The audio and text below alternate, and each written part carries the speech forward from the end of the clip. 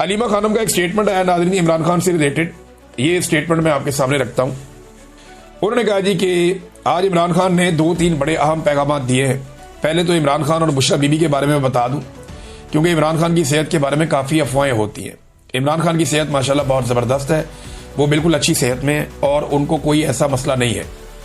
सिर्फ ये है कि हमारी फैमिली ने दरख्वास्त डाली है कि उनका मुकम्मल चेकअप हो, क्योंकि लोग कह रहे हैं कि हो सकता है उनको कुछ दिया गया हो, इसलिए हम मेडिकल चेकअप उनका मुकम्मल करवाना चाह रहे हैं। हाँ, बुशरा बीबी की तबीयत अच्छी नहीं है, उनको चक्कर आ रहे हैं कुछ दिनों से, और उनके लिए आज एप्लीकेशन डाली गई है कि एक स्पेशलिस्ट डॉक्टर आकर उनका मुआयना करे, लेकिन डॉक्टर ने कोई खास ऐसी बात नहीं बताई।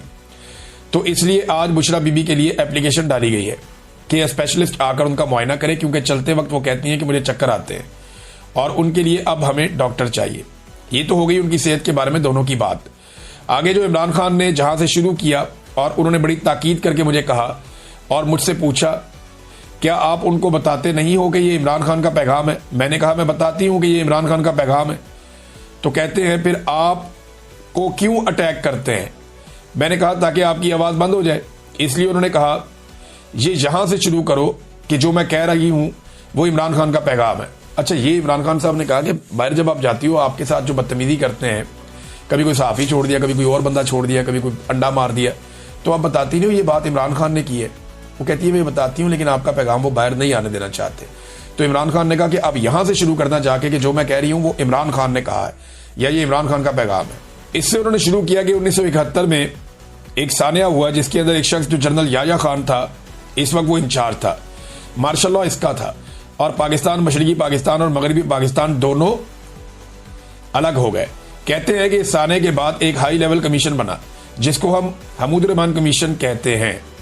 इसके अंदर chief justice of Pakistan, Sindh high court और पंजाब हाई कोर्ट के चीफ जस्टिस इस कमीशन को हेड कर रहे थे। 4 साल उन्होंने लगाए तहकीकात में, कई 100 लोगों को उन्होंने इंटरव्यू किया। उनकी एडवाइजरी टीम में एयरफोर्स, आर्मी और नेवी के नुमाइंदे शामिल थे जिन्होंने उनकी मदद की ये रिपोर्ट तैयार करने में। और इसकी जो फाइनल कंक्लूजन थी उसमें यह था कि जो जनरल याया खान था उसने अपनी ज़ात के लिए, अपने इक़्तिदार को लंबा करने के लिए ऐसे फैसले किए जिनकी वजह से पाकिस्तान टूटा। सबसे आम फैसला यह था कि सबसे बड़ी जमात जो थी जिसके सरबराह मुजीबुर रहमान थे, अवामी लीग, उसको उन्होंने दबाया। मैंडेट को इन्होंने कबूल करने से इनकार किया, मुजीबुर रहमान को जेल में डाला और ये सोच करके मगरबी पाकिस्तान में अपने आप को ज्यादा नशिस्तें दिखाएंगे। और इसके बाद उन्होंने 24 मार्च 1971 को मुजीबुर रहमान के साथ मुज़ाकरात भी किए, लेकिन उसी रात फुल फ्लैज ऑपरेशन शुरू कर दिया जिसमें कहा जाता है कि कई लाखों लोगों की जानें गई और पाकिस्तान टूट गया। इमरान खान यही बताना चाहते थे कि देखिए, एक शख्स जैसे याया खान ने अपने इक़्तिदार की खातिर फैसले किए, आज पाकिस्तान में बिल्कुल वही हालात हैं। इमरान खान कहते हैं कि आप ये देखें कि 9 मई कैसे हुआ। 9 मई में ये कैसे मुमकिन है कि एक ही रात में 10,000 लोगों को शनाख्त करके गिरफ्तार कर लिया गया? बगैर तहकीक और बगैर सबूत के आपने 10,000 अफराद को कैसे पहचान लिया? उसका मतलब है कि ये सब पहले से एक मंसूबा था। जिन लोगों ने इमारतों की सीसीटीवी फुटेज हटाई वही असल किरदार है। इमरान खान के मुताबिक जनरल आसिम मुनीर ने यह सब कुछ इसलिए किया ताकि पीटीआई को खत्म करने की शुरुआत हो। ये एक फॉल्स फ्लैग ऑपरेशन था। इसी बहाने हजारों कारकुनान को गिरफ्तार किया गया, पार्टी का झंडा दबाया गया और जो भी उम्मीदवार खड़ा होता उसे हरासा किया जाता। लेकिन इस सब के बावजूद 8 फरवरी को एक इनकलाब आया। बगैर इंतखाबी निशानात के भी अवाम ने जुल्म के निजाम के खिलाफ वोट डाला और पीटीआई को 2/3 अक्सरियत मिली। मगर अगले ही दिन 9 फरवरी को पूरा इलेक्शन चोरी कर लिया गया। इमरान खान याद दिलाते हैं कि कमिश्नर रावलपिंडी ने खुद कहा था कि मेरा ज़मीर गवारा नहीं करता, 50-50 हजार वोटों पर पीटीआई जीत रही थी, लेकिन हमने इनके नताइज बदल दिए।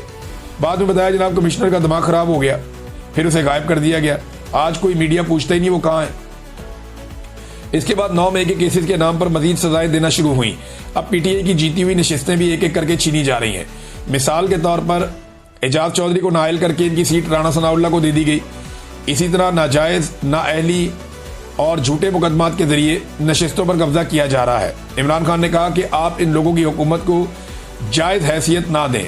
हालिया ज़िमनी इंतखाबात के बारे में उन्होंने कहा कि ये लोग पहले अवाम को नाजायज सजाएं देकर नशिस्तें छीनते हैं और फिर इन्हीं नशिस्तों पर दोबारा इंतखाबात करवाकर कब्जा कर लेते हैं, इसलिए इनको जायज तस्लीम ना किया जाए। आखिर में इमरान खान ने कौमी असम्बली के तमाम अरकान को खराज तहसीन पेश किया जिन्होंने अपनी कमेटियां छोड़ दी। उन्होंने कहा कि अरकान असम्बली ने इस्तीफा दे दिया, अपनी मुराद वापस कर दी।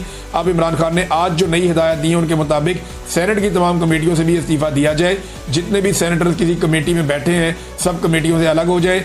ये इनकी आज की हिदायत है। और साथ ही कहा कि कुछ दिनों बाद मैं अगला लायामल दूंगा। तीसरा नुकता, इमरान खान फिक्रमंद थे खैबर पख्तूनख्वा में जारी ऑपरेशन। उन्होंने कहा कि यह ऑपरेशन फौरन रोका जाए। बादी में जब ANP की हुकूमत में ऐसा ऑपरेशन हुआ था उसका नतीजा उल्टा निकला था। इस तरह के ऑपरेशन में पुलिस के एहलकार भी शहीद हो रहे हैं, दूसरी तरफ आम लोग भी मारे जा रहे हैं। इससे दहशतगर्दी मजीद बढ़ेगी, कम नहीं होगी। 2004 से पहले पाकिस्तान में ऐसी सूरत नहीं थी। दहशतगर्दी इस वक्त बढ़ती है जब आप अपने लोगों पर बमबारी करते हैं और बेगुनाह शहरियों को मारते हैं। फिर उन्होंने अफगानिस्तान का जिक्र किया, हमारा बरादर इस्लामी मुल्क है, अगर आप उन पर बमबारी करेंगे तो ये बिल्कुल गलत होगा। वो 3-3 नस्लों से यहाँ रह रहे हैं, आपने उनको बेइज्जती के साथ जबरदस्ती मुल्क से निकाला, ये अपने भाइयों की तौहीन है। इमरान खान ने रसूलुल्लाह सल्लल्लाहु अलैहि वसल्लम की हिजरत की मिसाल दी कि मदीना के लोगों ने अंसार बनकर महाजिरीन के घरों में जगह दी और आज आप अपने भाइयों को धक्के देकर निकाल रहे हैं। ये इमरान खान के लिए बहुत दुख की बात है। अफगान सफीर को वापस आने की इजाजत नहीं दी गई, ये भी ज्यादती है। इस पे इमरान खान नाराज थे। फिर इमरान खान ने ड्रोन हमलों की बात की कि ये पाकिस्तान और अफगानिस्तान में बिल्कुल खत्म होने चाहिए, सिर्फ मुज़ाकरात से अमन आ सकता है। इमरान खान ने कहा कि जनरल आसिम मुनीर सिर्फ एंटी तालिबान लॉबी को खुश करने के लिए ये सब कर रहे हैं। जहां जंग नहीं है वहां जंग बना रहे हैं ताकि हालात खराब हो जाए और उन्हें संभालना मुश्किल हो जाए। इमरान खान ने कहा कि तमाम MPAs और MNAs इसके खिलाफ मिलकर आवाज उठाएं और अमन कायम करने के लिए खड़े हों। सैलाब मुतासरीन के बारे में इमरान खान साहब ने कहा कि लोग एक तरफ सैलाब का सामना कर रहे हैं और दूसरी तरफ ऑपरेशन का। ये बहुत बड़ा जुल्म है, जिम्मेदारी आप सब पर है कि मिलजुल कर इसका हल निकालें ताकि खैबर पख्तूनख्वा में अमन कायम हो। ये नाज़रीन अलीमा खानम ने इमरान खान साहब का पैगाम पहुंचाया और अली अमीन गंडापुर साहब को इमरान खान साहब ने इससे पहले कहा था कि आप पहुंचे अफगानिस्तान। तो जब उनके सामने बात रखी गई तो गंडापुर ने आज बहुत अजीब बात की। उन्होंने कहा जी मेरा तो पासपोर्ट ही ब्लॉक है, ये एक सूबे का वजीर आला है, करोड़ों का मैंडेट है और हुकूमत मौजूद है और जनाब ये आज बता रहे हैं इतने लंबे अरसे के बाद कि मेरा पासपोर्ट ब्लॉक है। ये पासपोर्ट खुलवाने के लिए उन्होंने कोई इकदाम किए, किसी अदालत से रुजू किया। एक इतने बड़े आईनी ओहदे के ऊपर बैठे हुए शख्स का पासपोर्ट क्या ब्लॉक रह सकता है?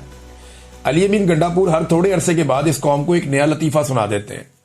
कभी वो कहते हैं मैंने इतने सारे पहाड़ क्रॉस किए जो कोई SSG कमांडो भी नहीं कर सकता।